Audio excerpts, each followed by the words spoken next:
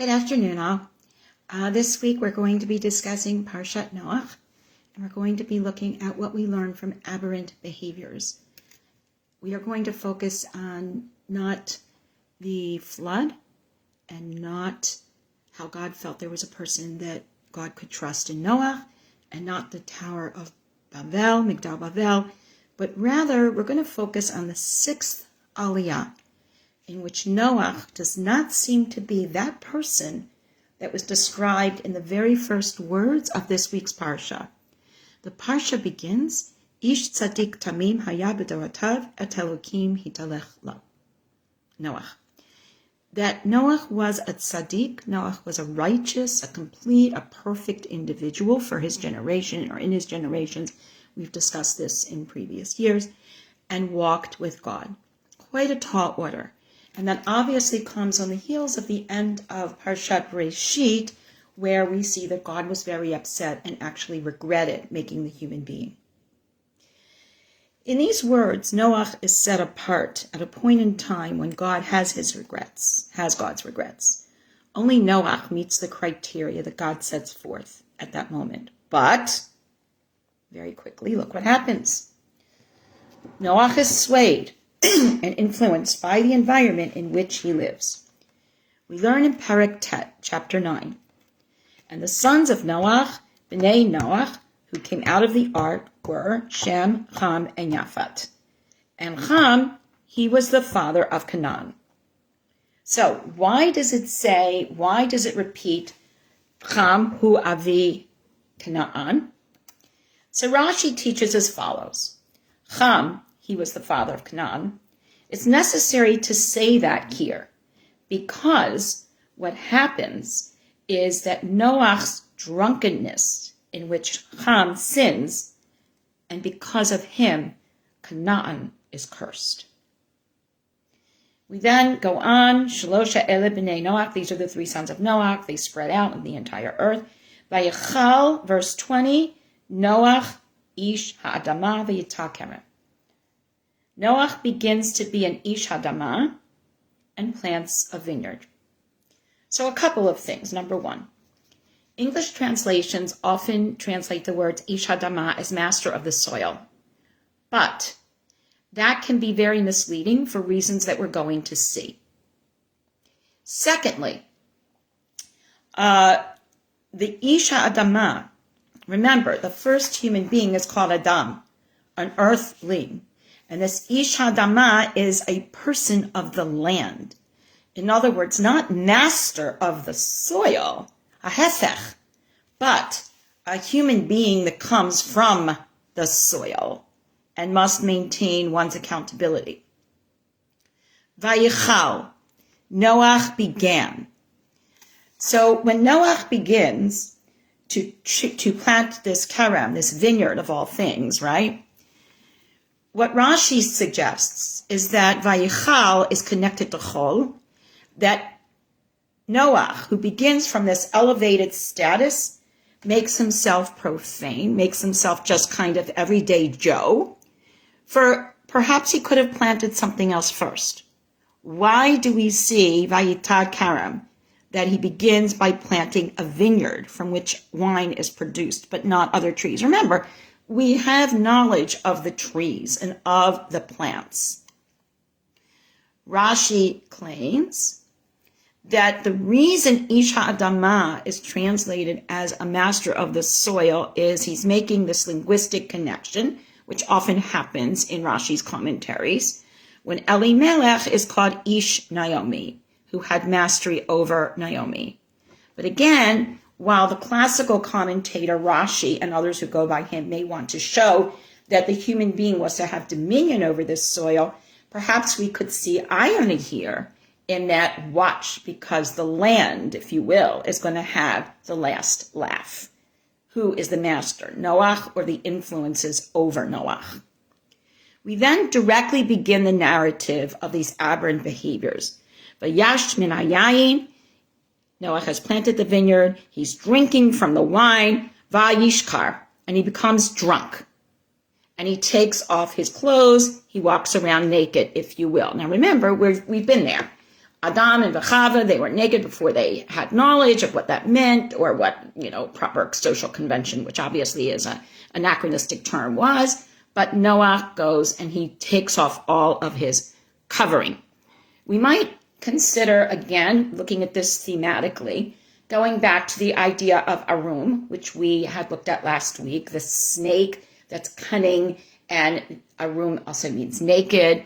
All filters, if you will, are off, and the individual is just, you're seeing the bare truth of what that individual is, right? So here we have, and he uncovers himself. Therefore, he is Arum, if you look at it that way, right? So the question we have to ask here, two questions. Number one, what are the resources that we have, and how do we choose to use them? Noach chooses to plant a karam first. Why? One could say, lahakdish, that he wanted to make kiddush, to magnify God. But that problem has been resolved by the very quick notion, vayishkar, he becomes drunk. He creates something, or he plants something and grows it that is self-serving, that meets his more base drives, if you will. He drinks the wine, he becomes drunk, and he uncovers himself. Ham, remember Ham, the father of Canaan, sees his father's nakedness, and what does he do? He goes and he carries tales. He goes and he tells his brothers, look at our father, look at what he's doing. Breshit Rabbah says, Khan saw and told his father what he had done. Therefore, he is mentioned in this situation, and it is because of this carrying of tales and disrespect or whatever other aberrant things are going on here that he becomes cursed. So I'm looking at this and saying, all right, we begin with a vineyard. That's potentially good use of land. We misuse the resources. That's drunkenness. And look at what it leads to. All sons are participating, and the father led the way. We then, with the next pasuk, 23, Vayikach Shem v'Yafet. Now we have something here. We have a linguistic trick here that we see in Bamidbar, in Parshat Bahalatecha, where Miriam goes and complains about her brother Moshe and how he's acting. And it says, V'tadaber Miriam v'Aharon. But v'taber is the female singular tense. So even though Aharon and Miriam are both carrying this tale, if you will, Miriam is the one who begins it, and that's the problem. So here we have the same kind of dynamic. Shem is the one who incites his brother Yafat, and they take the garment that they have, and they put it up so that their faces are turned backwards, and they don't see their father's nakedness. So that's a good thing. So we have, this is not all bad, this is not all good. It's somewhere in the middle, just like we all are. And Rashi points out that it does not say the yikhu, the plural form, but rather the singular form. And what this teaches us is that Shem, who will be the blessed child, as Miriam is the one who leads to negative actions, here Shem leads to positive actions. So Rashi's making that distinction. Influence could be both for good and for bad. And because of that, Shem will be blessed because Shem has fulfilled the commandment more than Yifat. Noach then awakes from the wine, and he saw what his small son had done. He saw what his small child had done.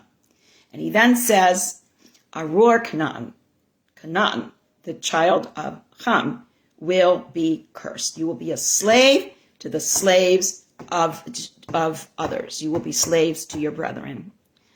So Noach wakes up. He has done this wrong thing. He is now standing as judge, if you will, on Ham. And we can ask all kinds of questions about that if we want. Rashi says that at this point, Noach is saying, you have caused me, according to the Breshit Rabbah, to not have another child. And then Noach then says, Vayomer Baruch Hashem Elokei Shem, Vayi Canaan Aved Lamo, that Shem will be blessed and Canaan will be a slave to Shem. And he will be the one that is destined to carry on the blessing.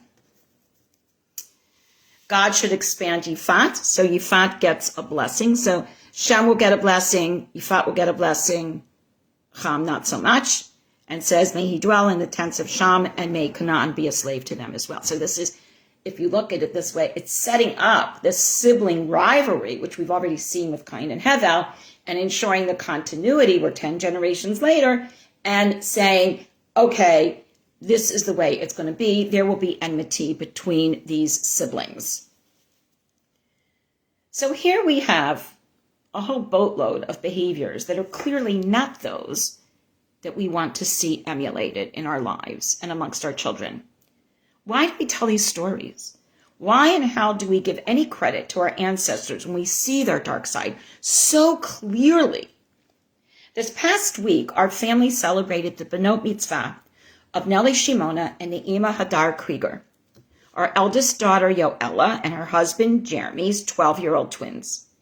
I was honored to give the Devar Torah that Friday night, and I will share a few words from those thoughts here that were related to the deep dive that Nellie and Ne'ima, as well as their younger sister Adele and the 5-year-old Cassia, will start her weekly learning with me soon, now that the Chagim are over, and the deep dive that I've done with these girls into the families of Bereshit.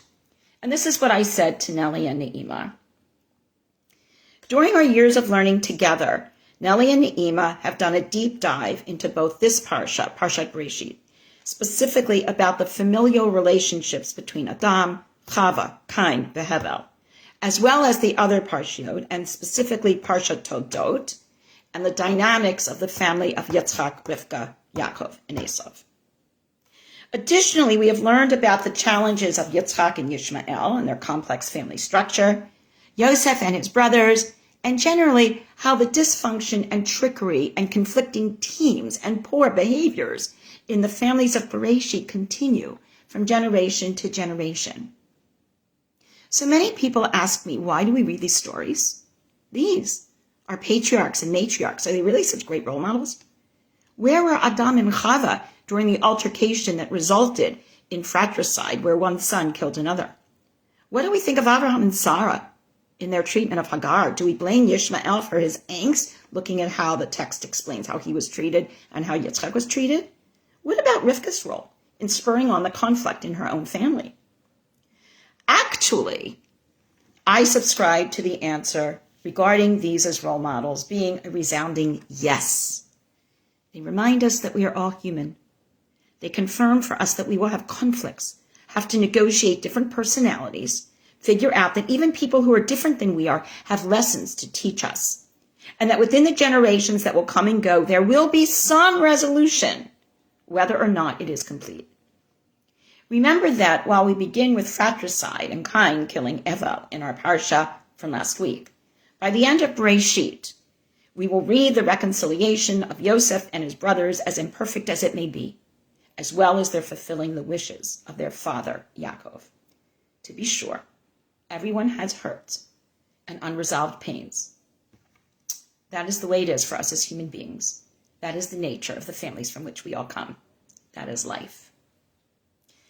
And that was the lesson that I wanted to convey to Nellie and Ne'ima while everyone in the room listened. Rabbi Beryl Wein teaches us as follows. The 10 generations described in the Torah from Adam until Noach produced only chaos and eventual destruction. There were a few individuals, such as Hanoch, who were moral and positive people. However, they had little, if any, influence on the general society in which they lived, and not even one person who would follow them and their moral behavior. Our world and all of our societies are to a great extent copycat structures of those days. The general excuse for all immoral behavior from childhood is the expression, everyone's doing it. Somehow this excuse that everyone is doing it removes responsibility from any individual who engage in any immoral activity. Thus there develops, says Rabbi Wein, a chain of almost never-ending failure, excuses, and willingness to accept bad behavior as a societal norm. He continues by teaching us as follows. The 10 generations that led up to the coming of the great flood sank into this morass of evil without even realizing it. They were merely repeating the actions of the generations before them, and what they saw was everyone else behaving in a similar fashion. Evil and immoral behavior are very easy to accept in a general and mass society. The slow erosion of morality, good behavior, and godly faith is a constant challenge to all societies. And if no one stands up against it, those societies are eventually doomed to their own self-destruction. In our eyes, Noach is found wanting, not so much for his personal failings, although as we've seen, there's plenty to say about that as well, even though our classical commentators may not want to dive as deeply into them. But even more than that, for his inability to stand up against the evil in his society. God says, build an ark. He goes and he builds an ark. God says, do X. He does it. He is not concerned for others. He is only concerned about himself. And not only that, but in not influencing others, back to master of what? He ends up being the one that is influenced. He plants the vineyard. He gets drunk. He ends up naked. He ends up blaming everything on his son.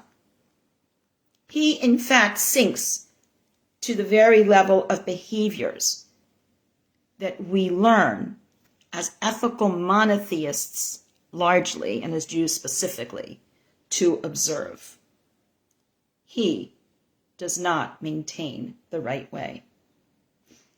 The Torah illustrates for us that great people can have great failings as well, and that lost opportunities will always come back to haunt the frustration and frustrate the desire for human progress. We are all, teaches Rabbi Wein, descendants of Noach, and within our own personal DNA still have these missed opportunities and these aberrant behaviors within us. We will, next week, read about Abraham and Sarah, who will put us on a better trajectory of belief and behavior in some way, but then present other problems. Remember, future generations may be an improvement over the former ones, but we will still have to address jealousies, individual desires, familial inequities, and other dynamics that will have difficult consequences. Conversely, it is fascinating to note that this whole narrative does not appear in the Muslim tradition, and Noach, also known as Noach, is recognized as the righteous prophet and messenger of God. He is one of the Ulul Azm prophets. Noach's mission was to warn the people who were plunged into depravity and sin. The fact that they did not respond was not on him in this understanding. I will use a Muslim teacher to explain this a little bit better. As Aisha Stacy teaches, the Quran and the sayings of Prophet Muhammad, may the mercy and blessings of God be upon him, teach us that the prophet Noach was a beacon of hope among the descendants of Adam in an era when sin and lawlessness had overtaken the people. Mankind has been one community, believing in the oneness of God, but confusion and deviation always creeps in. Noach was a calm, patient man who called his people to return to the worship of the one true God. He was an exceptional speaker, enjoining those around him to leave the worship of idols and to hear his warning of a terrible punishment for those who venerated idols and statues. And as it says in the Quran 23:23, and indeed we sent Noach to his people, and he said, O my people, worship God. You have no other God besides God. Herein lies two important lessons about how we look at our community members and, yes, our leaders and our role models through Jewish eyes. 1, we do not expect faultless people. We do not elevate the importance of individual personae. Rather, we deal with their limited faculties, their attempts, their failures, and their challenges. It is here that we find the most salient lessons for our lives today. And 2, we find importance in community. We are the only religious tradition that defines minimum numbers for communal prayer and all of its elements, what we know as Devarim Shebikadusha, to occur. We stress the importance of being proper and helpful members of community, taking responsibility for each other. We can certainly daven, we can pray by ourselves, we can do whatever we do on our own. But communal efforts are always put on a higher level. And the Shekhinah, God's presence that dwells amongst us, prefers to see us in community. And that community is often praised. Just as when Balaam saw the Bnei Yisrael living in community and was sent to curse them and said, Ma tavu halecha. And these are the words we use when we come into community, into the synagogue every day. As we learn, Kol Yisrael arayim ze bezeh. All of Israel is responsible one for another, is connected one to the other. When one is not part of community with its norms and its expectations, what happens? This is one of the most salient lessons of Noach. Aberrant behaviors will take over when there is not community support and community sanction. When there are no standards to keep one from devolving and engaging in the practices of others around him, guess what will happen? As we engage in our weekly Torah readings and learning, let us always remember that our patriarchs and matriarchs are role models, both for what they do that is proper and worthy of being emulated, as well as, and perhaps even more importantly, for their aberrant behaviors we are to eschew. And yes, we always are to try to do better in their merit for having done the best they could under their circumstances. Shabbat Shalom to all.